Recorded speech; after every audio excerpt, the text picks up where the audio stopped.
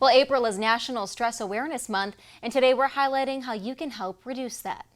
So joining us this morning to share some knowledge on stress education is Kristen Hamill and Nina Hack. We welcome you both to the morning show. It is such a privilege to have you come on and talk about such an important topic this morning as well.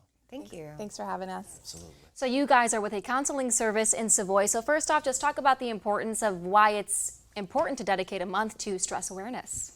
Well, I think it's important to note that stress itself isn't necessarily a bad thing.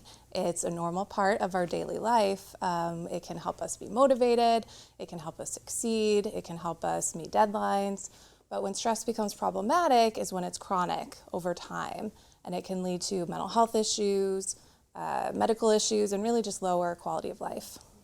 And Kristen, you and I were talking earlier that, the difference between a doctor and a counselor is that you guys actually go in and you look for signs of what the stress could be and how that, kind of plays out in our communities as well. So kind of walk us through what are the signs that you look for?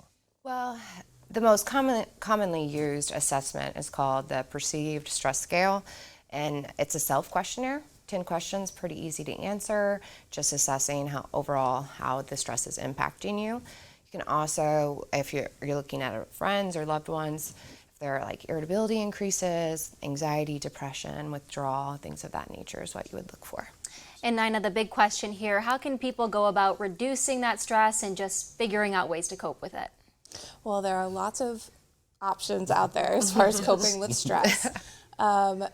Doing things like meditation, being active, having a community, having people to talk to, whether it's family, friends, being able to confide in people, and sometimes just talking about it, even if it doesn't solve the problem, can be helpful. Yes. Mm-hmm. And there are a lot of resources out there for people, but where would you guys suggest that people can reach out to, or what should the process be to kind of start that process on how to deal with it?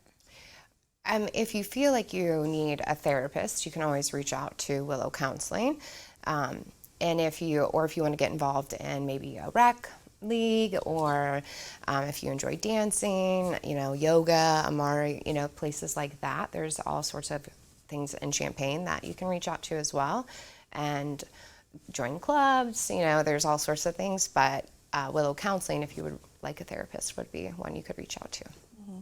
I would also say there are lots of apps out there right now, super popular self-care apps. So looking at your routine, being able to track your mood, getting tips for reducing stress and relaxation.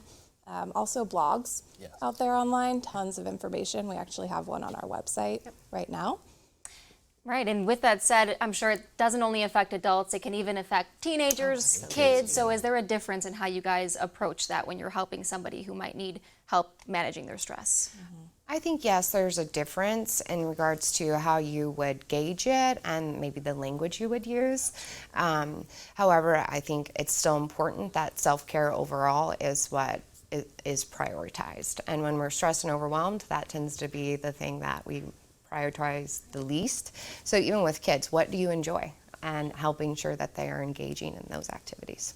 All right, well, thank you ladies so much for being here this morning. We appreciate it. Yes. Appreciate all the knowledge you shared. Thanks. Thank you.